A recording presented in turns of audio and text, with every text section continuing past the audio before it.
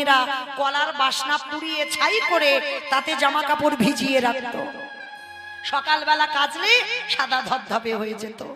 তাই সেই ধোপার মেয়ে তার বাবাকে বলছে, বাবুজি বেলা যে যায় বাসনায় আগুন দেবে না। লালা বাবু পালকিতে করে ফিরছিল, লালা বাবুর বিবেক যেন দংশন করলো। লালা ওটা বাসনা নয়, বাসনা নয়। লালা যত তাড়াতাড়ি পারবি কামনা বাসনায় আগুন দিয়ে চলে যা লালা, তুই মধুর বৃন্দাবন। নিতাই গৌর হরি বল, হরি বল।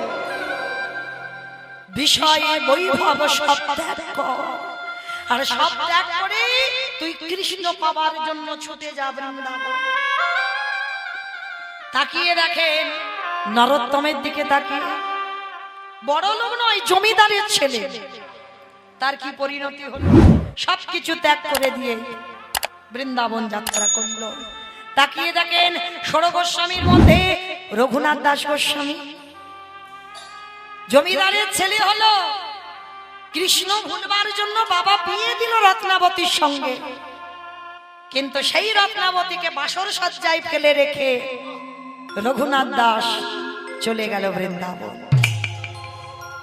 তাহলে দেখেন ভরি ভরি প্রমাণ দিয়ে গেলাম, যারাই কৃষ্ণ ভক্ত হবে কোনোদিন পাথর সেটিং করা ঘরে থাকতে পারবে না।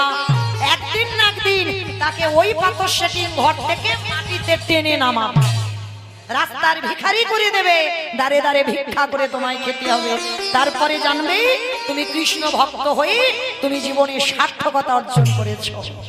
আজকে তাই তো বলে উঠলো মায়াবতী বিহারীকে, খোকা জীবনে বড় লোক হতে চাইবি না, সারা জীবন যতদিন বাঁচবি ততদিন ভগবানের কাছে চাইবি আমি যেন কৃষ্ণ বলে কাঁদতে পারি, তাই না বাবা?